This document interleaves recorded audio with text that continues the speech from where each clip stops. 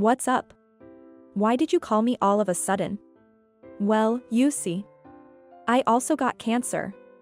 What? You too? Breast cancer, but it seems like it can be treated with surgery. If you have breast cancer, they'll cut off your breasts, right? Well, not all of it, just partially.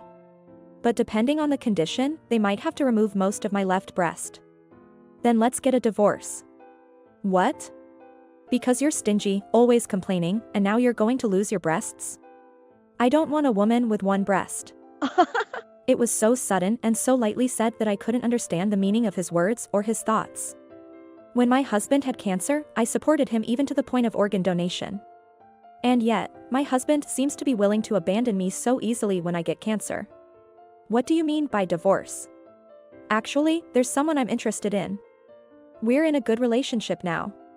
That person is 10 years younger than you, doesn't smell like an old lady, isn't stingy, and doesn't complain. I'm going to start a new life with that person. Moreover, when he found out that I had breast cancer, he boldly declared his affair. I can't stay married to such a person, so I decided to accept the divorce. After that, a week after my surgery, I received 30 calls from my ex-husband. Of course, I had no intention of answering his calls, so I ignored them. And as a result, I am a 50-year-old company employee.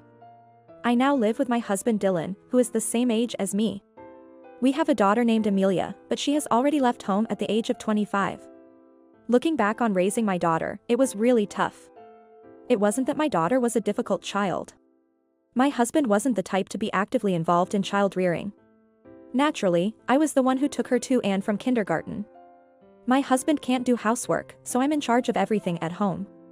I was always busy, rushing to finish work, picking up my daughter from kindergarten, and preparing meals and bathing her when I got home. I'm home. Hurry up and make dinner. Despite seeing my struggles, my husband would come home and urge me to make dinner quickly.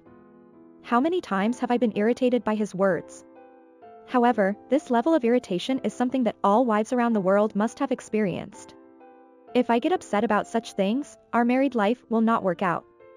I always try to be patient with this in mind, but after all, I am human and there are times when I can't stand it. Why don't you help out around the house a bit? You sleep until noon on weekends, so you could at least get up in the morning and do some cleaning or laundry, right? Oh, yes. I'll try to get up early next time. More than 20 years have passed since this conversation, but my husband has never helped me with cleaning or laundry on his days off. I often wonder how I managed to marry such a lazy husband and have been married to him for so long. However, while he may be lazy at home, he is serious about his work and reliable when it matters. When I had a traffic accident and got into trouble with the other party about 5 years ago, he stepped in and protected me. No matter how irritated I get, I guess I love this man in the end. Well, I don't plan on telling him that. Child rearing was tough, but once everything is over, the hardships become good memories. I have no regrets about my life so far and think it was a good one. Just when I thought I had led a good life in my own way, a major incident occurred. This is the result of the health checkup I had at work. Take a look.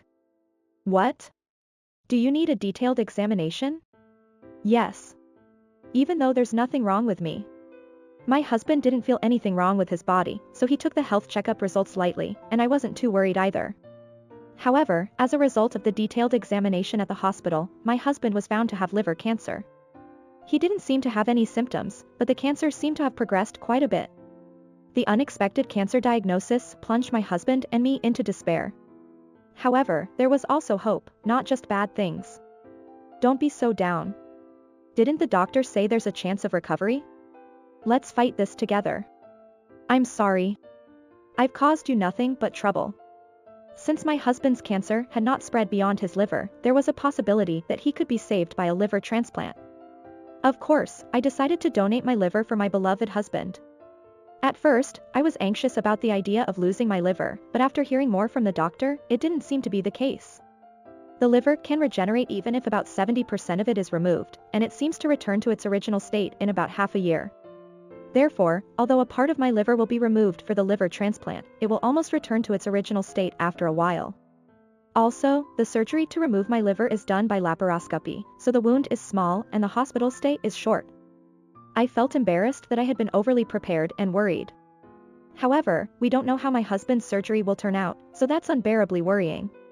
My husband and I were hospitalized for a liver transplant operation. When I went to my husband's room, he was writing something in a notebook. What are you writing? I don't know what will happen, so I thought I'd write down 100 things I want to do. Don't say such unlucky things. I'm writing this with a positive intention. I'll do what I can before the surgery, and after the surgery, I'll work through the remaining things I want to do. That's a good idea. So, were you able to write 100 things? No, I could only think of about 50. It's surprisingly hard to come up with things I want to do. Seeing my husband's positive attitude towards treatment eased my anxiety a bit. However, I had no idea at the time that this list of things he wanted to do would lead to the breakdown of our married life. The transplant operation was successful, and both my husband and I were recovering well. I was discharged from the hospital 2 weeks after the surgery and returned to work 2 months later. My husband was able to return to society 3 months later than me. Although he still needs to continue treatment, we were able to return home for the time being and return to our original life, which made us feel happy. A week after returning to our original married life. I'm going out for a bit. I'll be back by dinner. You should rest your body a bit. I realized after getting cancer. If I don't do what I want to do while I can, I'll regret it.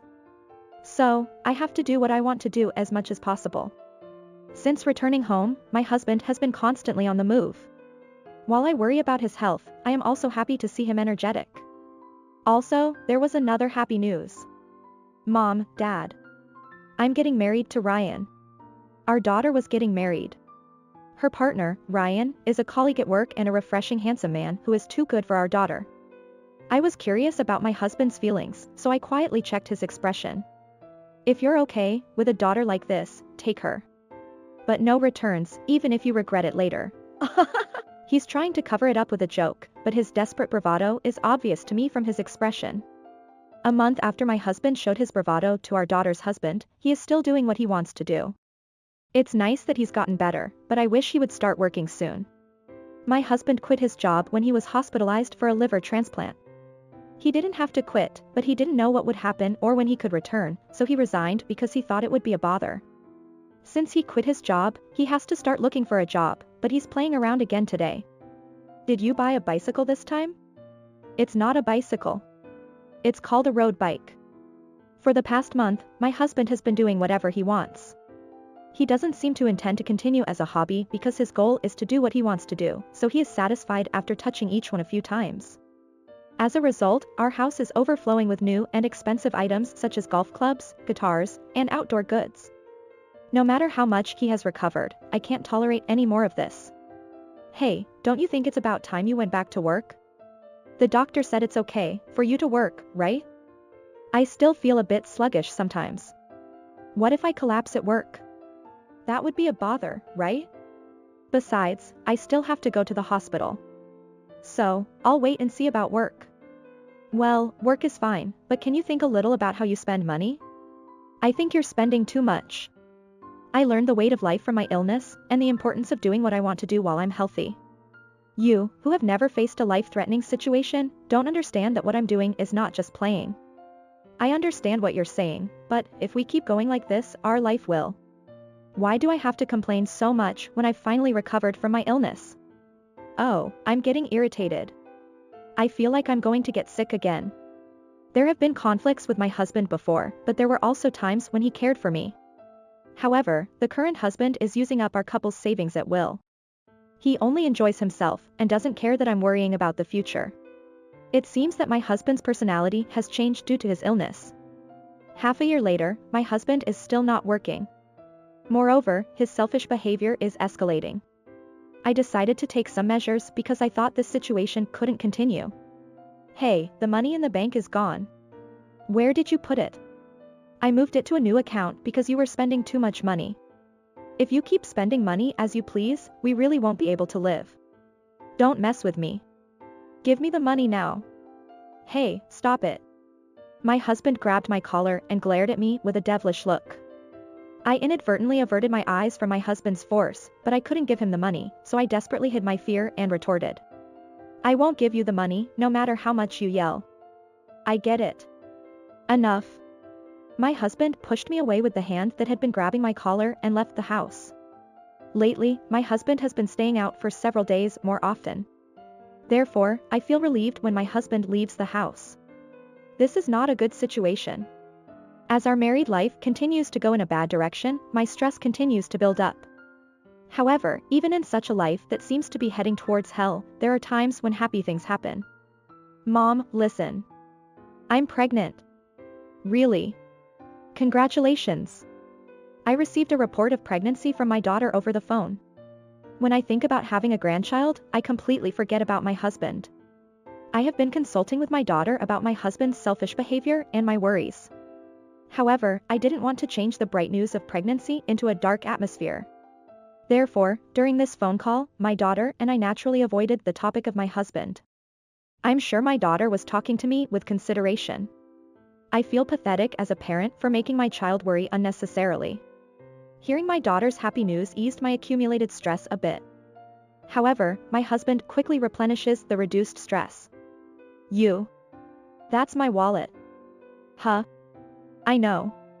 I'm just borrowing it. Don't make a fuss about a little thing. My husband took $40 from my wallet, crumpled it in his right hand, and left the house. I could only watch him and let out a sigh. My husband's spending spree continues, and the value of money in our house has increased compared to before. To me now, $40 is a lot of money. Thanks to my recovered husband giving me a lot of stress, my health is gradually deteriorating. Various symptoms such as lethargy and insomnia are appearing, but there was something that bothered me a bit. There was something like a rash on my breast, and the skin was chapped. When my husband had cancer, I had a period when I researched a lot about cancer. Could it be, while being crushed by anxiety, I decided to have it examined at the hospital. As a result of the examination at the hospital, I found out that I had breast cancer. Fortunately, it has not progressed yet, and it seems that it can be treated with surgery like my husband. I was relieved about that, but the method of surgery was unbearable for women. As soon as I left the hospital, I called my husband. What? Why are you calling me all of a sudden? Well, I've got cancer too. What? You too? It's breast cancer, but it seems that it can be treated with surgery. If you say breast cancer surgery, you mean cutting off the breast, right? Well, it's not a complete removal, but depending on the condition, they might have to cut off most of the left breast. Are you serious? Even my husband seemed to be worried about hearing that I had cancer, and there was a brief silence. After all, my husband is kind. I thought so for a moment, but it seemed that my husband was thinking about something completely different from what I imagined. Let's get a divorce. What? It was so sudden and casually mentioned that I couldn't understand the meaning of his words or his thoughts. What do you mean by divorce? It means to end our marital relationship. Don't you understand Japanese English? That's not what I mean. Why are you suddenly talking about divorce? Because you're stingy and always complaining. Plus, you're losing your breasts, right? I don't want a woman with only one breast. My husband said the one thing I didn't want to hear. I was overwhelmed with a mix of emotions, anger and disbelief towards my husband, fear and anxiety about my illness. And I couldn't find the words to respond. Actually, there's someone I've been thinking is pretty good, and we're in a good relationship right now. She's 10 years younger than you, doesn't smell like an old lady, isn't stingy, and doesn't complain. I wanted to experience a new love too. I'm going to start over with her. Unbelievably, my husband declared his affair and demanded a divorce as soon as I told him I had breast cancer. Could it be that his not coming home and taking money was because of her? My husband's declaration of infidelity ignited the anger that had been mixed in with my other emotions. That's enough. I'll divorce you. Oh, you'll divorce me? That helps. The sound of my husband laughing on the other end of the phone fueled my anger. I had supported my husband when he had cancer, even donating an organ, and had put up with him doing whatever he wanted for a year in the hope that he would return to his old self. Is this the result? It seems my husband intends to abandon me now that I have cancer. I don't need a person like you. When I got home, my husband wasn't there, and he didn't come back even on the day I was admitted to the hospital. Maybe the affair has already started. Since he has already expressed his intention to divorce, it may not technically be an affair. But to me, it's the same as an affair. My husband has been using our savings as he pleases, and I haven't used much of it. I felt like I had lost to my husband and unconsciously put strength into my hand as I wrote my name on the divorce application. I submitted the divorce application with my name on it and headed to the hospital. The night I was admitted, my husband seemed to have come home and sent me a message. I'll respond when I get the divorce application. Right now, my mind is full of thoughts about my body, so I didn't feel any shock from my husband's message. Maybe I've already lost interest in him. The next day, I had surgery. It hadn't progressed much, so the surgery seemed to go smoothly. I was worried about my breasts, but the surgery was done with an endoscope, so the scars aren't noticeable. However, seeing my deformed breast gave me a bigger shock than the divorce. My daughter and son-in-law came to visit me and cheered me up. I'm glad the surgery was successful. Thank you. Don't be so down. The doctor said there's an option to have breast reconstruction surgery. If you need money, we'll support you. And we plan to support you after you're discharged, so don't worry about your life from now on. I feel bad relying on my daughter and son-in-law. However, having just had surgery and going through a divorce, I have no choice but to rely on my daughter and son-in-law. I'll have to repay this favor someday. Even so, Dad is too awful. Divorcing Mom when she found out she had cancer. He even had a liver transplant for Mom. I had forgotten my anger towards my husband due to the anxiety of illness and surgery. However, my daughter's words reignited my anger towards my husband. Indeed, that's too cruel. I'm sure divine punishment will come down on him soon. Do words carry a soul? I said it casually as a joke, but after that, divine punishment really did come down on my husband. A week after the surgery, I was still in the hospital. I often hear that hospital life is boring because there's nothing to do, but for me, who had been tormented by my husband and had a hellish life, being able to spend the whole day in bed without doing anything felt like heaven. As I was dozing off in bed, a call came in on my smartphone. When I checked the incoming call screen, my ex-husband's name was displayed. Naturally, I didn't want to ruin this heavenly time, so I ignored it. I decided to ignore the call and go to sleep. 2 hours later, when I woke up and checked my smartphone, there were 30 missed calls from my ex-husband. What happened? Since he had called me many times, I was a little curious about the reason for his calls. However, since I'm currently in the hospital, I'd rather not take on any extra stress. Therefore, no matter how many times he called, I decided not to call back. But even after that, the calls from my ex-husband didn't stop. I couldn't relax like this, so I blocked my ex-husband's number. With so many calls, the annoyance outweighed the curiosity, and I stopped caring about the content of the calls. 2 weeks after the surgery. Congratulations on your discharge. Thank you. I was able to be discharged safely and was going to stay with my daughter and son-in-law for a while. On the way from the hospital to my daughter and son-in-law's house, I asked them to stop by an electronics store. What are you buying? Since a new life is about to start, I thought I'd change my smartphone. Changing my smartphone was like a small ceremony to make a fresh start. However, since my husband had squandered our money, I didn't have much money, so I sold my smartphone and used the money to buy a new one. I also changed my number, so I was relieved that I wouldn't receive any more calls from my ex-husband on this phone. That's what I thought, but my ex-husband had resorted to drastic measures because he couldn't contact me. A few days after I started living with my daughter and son-in-law, I went out for a walk to build up my strength, and my ex-husband was lying in wait outside. I finally got to see you. What? I was surprised and almost fell over when my ex-husband suddenly appeared and shouted at me. Why are you here? I couldn't get through to you all of a sudden, so I called Amelia. Then I heard that she was going to live with you after you were discharged. But Amelia said she wouldn't let me see you, so I've been staking out in front of the house for the past 3 days, waiting for you to come out. Staking out, what he was doing was akin to stalking, and honestly, it was creepy. However, thinking that he had something he wanted to talk to me about so badly made me curious about what it was. Why did you come to see me? You were calling me, weren't you? Actually, my cancer has recurred. The recurrence rate of liver cancer is high. Apparently, my husband was no exception. So what? I need another liver transplant. I understood why he had resorted to stalking. If his life was at stake, he would naturally become desperate. However, unfortunately, I couldn't meet my husband's expectations. I'm sorry, I can't. Why? Help me. I regret pushing for a divorce. But this is a matter of life and death. Are you going to abandon a life you can save? Don't say such terrible things. It's not that I'm not in a position to do a liver transplant anymore, physically or otherwise.